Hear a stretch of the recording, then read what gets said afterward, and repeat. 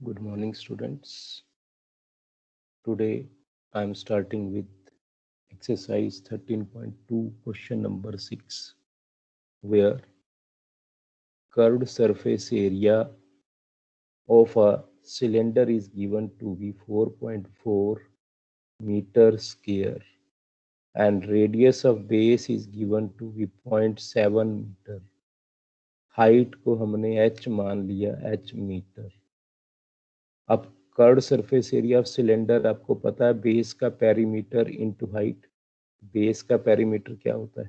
2 pi r circumference of circle into height 2 pi r h. और आपके mind में directly आता है 2 पाई आर एच, याद है, it's okay, apply directly. 2 pi r h equal to 4.4. 4.4 को आपने 44/10 लिख दिया. 2 इंटू 22/7 आपने पाई को रिप्लेस कर दिया. आर की वैल्यू 7/10 और h is to find, keep as such. अब दोनों साइड में सभी टर्म कैंसिल हो जाएंगी. आपको मिलेगा h equal to 1 metre, which is the final answer for this question.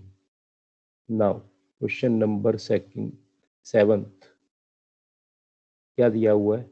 Inner radius 3.5 metre दिया हुआ है, जिसको आप 35/20 रेडियस में कन्वर्ट कर सकते हैं. ये डायमीटर दिया हुआ, सॉरी, आप रेडियस में कन्वर्ट करके यहाँ लिखोगे, हाफ कर दोगे और डेसिमल का 10 नीचे लगा दोगे. 35/20 मीटर. और डेप्थ ऑफ द वेल जो आप एच का रोल प्ले करेगी 10 मीटर होगी. सो नेक्स्ट आपके पास आ जाएगा inner curved surface area find out करना है फर्स्ट पार्ट में. तो inner curved surface area 2 pi r H होता है. 2 पाई आर एच अप्लाई करो. 2 इंटू 22/7, आर की वैल्यू 35/20 इंटू एच की value 10. 7 5 the 35, 2 10 the 10 1 the 10 1 the cancel हो गया. 22 and 5 are left. When you multiply 22 by 5, will get 110 meter square. This will be the curved surface area. Now, cost of plastering. अब आप imagine करो, well में inside में आपको paint उस plaster करना है.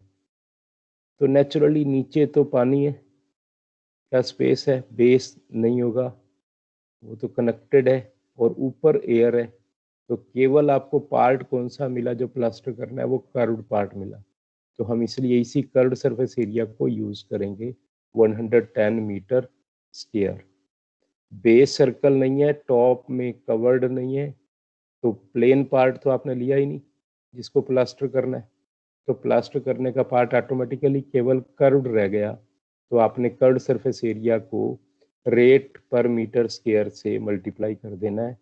Will provide you the curved surface. जो हमें कॉस्ट फाइंड आउट करनी है plastering the inner curved surface area. Result क्या हुआ? 40 into 110 you will get, that is 4400. So this all will provide you the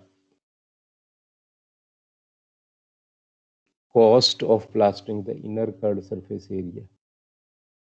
हम इनर कर्व्ड सरफेस एरिया क्यों कर रहे हैं मैंने आपसे शेयर किया. नाउ क्वेश्चन नंबर 8 क्या है? In a hot water heating system. अब हॉट वाटर हीटिंग सिस्टम जो है वो एक सिलेंड्रिकल शेप का है. अब नेचुरली दोनों तरफ से कवर्ड भी होगा. तो there is cylinder pipe of length 28 metre जो एच का रोल प्ले करेगा. Diameter 5 centimetre, means radius 5/2 centimetre हो गया. 5/2 सेंटीमीटर को जब मीटर में बदलना होगा तो 5/2 100 मीटर लिख दोगे, जिसको सिंप्लीफाई करके 1/40 मीटर लिख दोगे. तो आपको रेडियस की वैल्यू मिल गई 1/40 मीटर. और हाइट दे रखी है 28 मीटर। तो बिफोर अप्लाइंग फार्मूला आपने सेंटीमीटर को चेंज कर लिया मीटर में। अब दोनों यूनिट मीटर के हो गए। अब आप इजीली फार्मूला अप्लाई करोगे। जो रेडिएटिंग सरफेस है, जो एरिया गर्म करने में हेल्प कर रहा है, वो टोटल सरफेस एरिया होगा सिलेंडर का। तो total surface area of cylinder क्या होता है? 2 pi r into r plus h. 2 pi r, r की वैल्यू क्या है? 1/40 आपने पुट कर दी, और अंदर 1/40 plus 28। When you simplify we'll get 4.4 meter square. Hope you can calculate. 40 यहाँ एलसीएम लोगे, it becomes 28.025। नीचे वाले 40 को सोल्व करके डेसिमल में चेंज किया तो ये है 1/40 एक बार है। इसको जब कैलकुलेशन करनी है आपको, will provide 4.4 metre square. Next question is interesting and important question examination point of view, because have some exceptional nature in it. What is that? Let us see. Find the lateral or curved surface area of a closed cylindrical petrol storage tank that is 4.2 meter in diameter and 4.5 meter height. अब दोनों ही metre में है, okay. तो पहले इसका radius लिखेंगे तो 4.2 का हाफ 2.1 होगा, जिसको आप 21/10 मीटर लिख दिया, रेडियस की वैल्यू आ गई। हाइट क्या होगी? 45/10, 45/10 मीन्स 9/2 मीटर, ये हाइट आ गई। आपको रेडियस और हाइट दोनों मिल गए। अब आपको फाइंड आउट क्या करना है? लेटरल और curved surface area. First part में तो डायरेक्ट कर्व्ड सरफेस एरिया यानी 2 pi r h, 2 into 22/7 into r क्या है 21/10, एच क्या है 9/2, 7 1 दा 7 3 दा 21 कैंसिल हो गए, 2 1 दा 2 1 दा कैंसिल हो गए। और अब आप 22 इंटू 3 इंटू 9 सोल्व करोगे, डिवाइडेड बाय 10, एक प्लेस पे डेसिमल लगा दोगे तो it will be 59.4 metre square. अब नेक्स्ट क्या है? How much steel was actually used if 1/12 of the steel actually used was wasted in making the tank. अब यही एक एक्सेप्शनल पॉइंट है इसमें। भाई जो एरिया आपको नजर आ रहा है वो तो टोटल सरफेस एरिया जो आपको बनाना है टैंक, उसमें कर्व का कोई काम नहीं। कर्व प्लस टोटल सब कुछ कवर करना है ना, चारों तरफ से कवर करना है। तो टोटल सरफेस एरिया नजर आ रहा है जो हमें फाइनली यूज हो रहा है, दिख रहा है।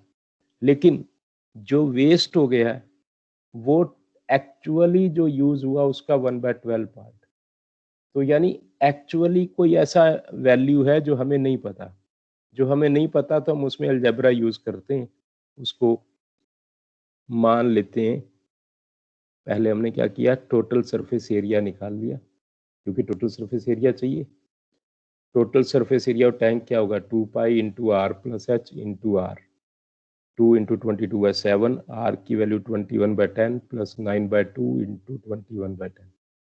इट प्रोवाइड यू 44, 7 3 दा 21 तो कैंसिल हो गया। ब्रैकेट में क्या आया? 21 प्लस 90/10, जब आपने 10 एलसीएम लिया।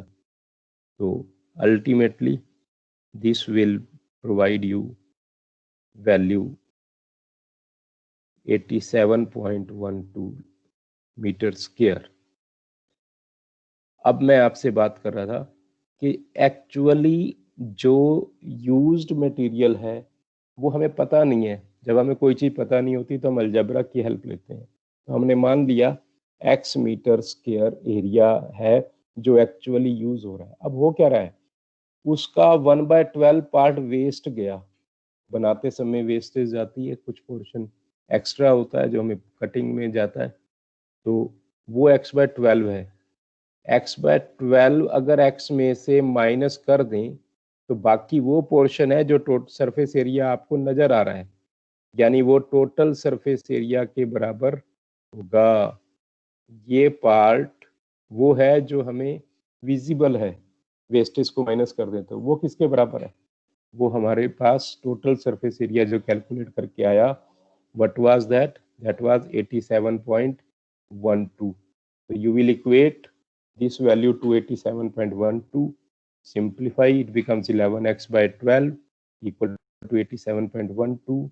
When you take value of x, you will get 95.04 meter square. Very interesting and important question examination point of view. मैं फिर एक बार रिपीट कर रहा हूँ स्टेटमेंट से, how much steel was actually used unknown to us, हमने उसको x मान लिया।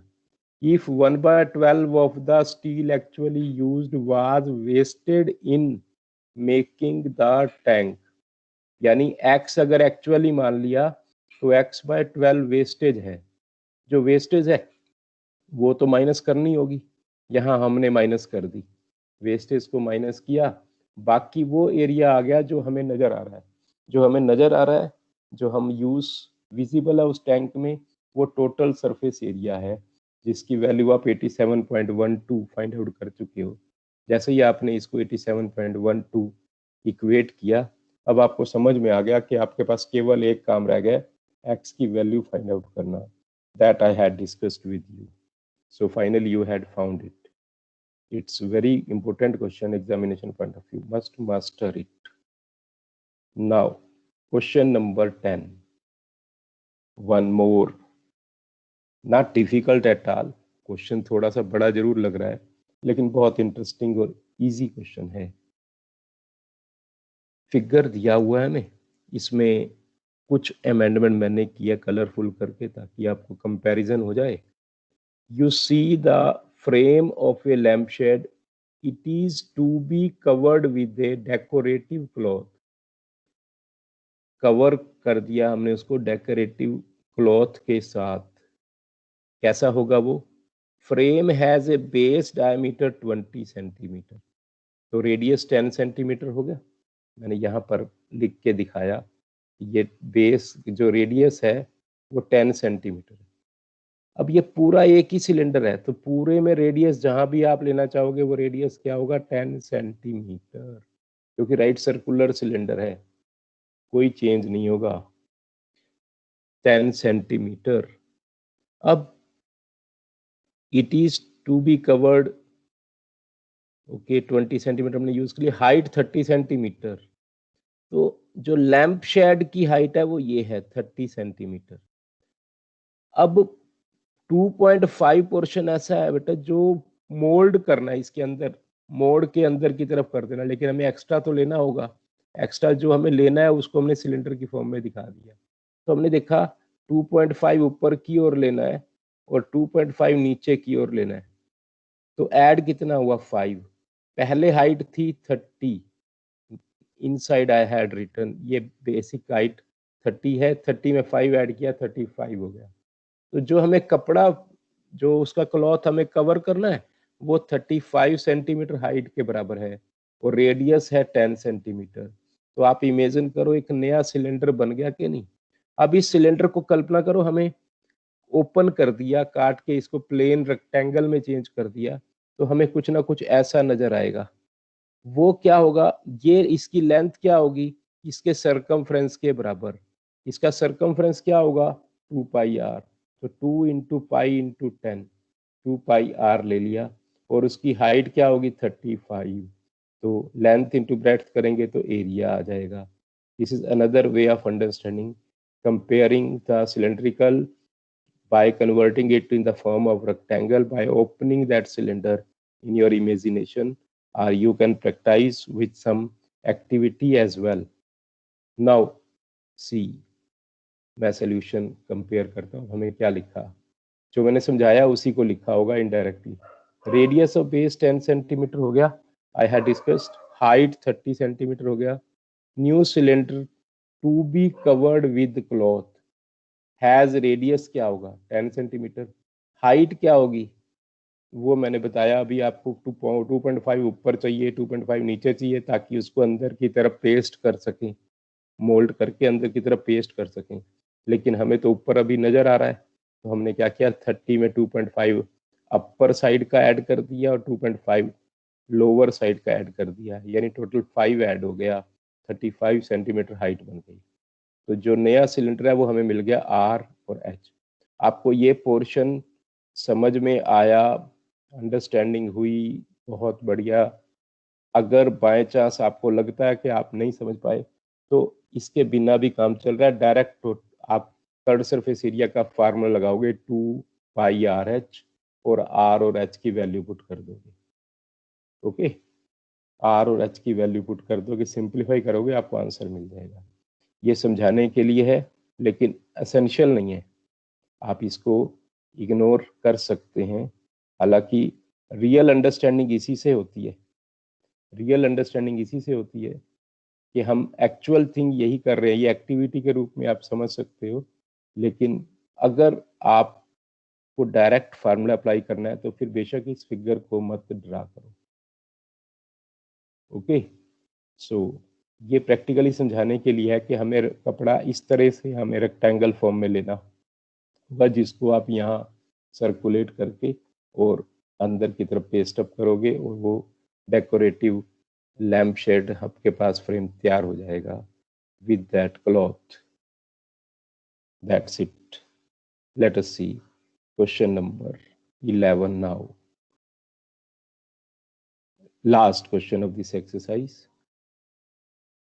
Question दिखने में बहुत बड़ा लग रहा है लेकिन है easy. Students of a विद्यालय were asked to participate in a competition for making and decorating pen holders. Table पे पेन होल्डर रखते हो, इस तरह से कुछ होता है, सिलेंड्रिकल फॉर्म में है, इसमें पेन रख दिए जाते हैं। तो ये आप कार्डबोर्ड से बनाने हैं, कंपटीशन है स्टूडेंट्स के बीच में, उसके डायमेंशन दे रखे हैं। Each pen holder was to be of radius 33 centimetre और हाइट क्या होगा 10.5 सेंटीमीटर। तो रेडियस की वैल्यू आ गई, आर की वैल्यू 3 सेंटीमीटर के रूप में लोगे, मैंने यहाँ शो कर दिया है r इक्वल टू 3 सेंटीमीटर, और हाइट को h शो कर दिया है 10.5 सेंटीमीटर के रूप में लोगे। विद्यालय was to supply the competitors with cardboard, जितना कार्डबोर्ड लगना है वो सब सप्लाई करना है। Sorry, if there were 35 competitors, how much cardboard was required to bought for the competition?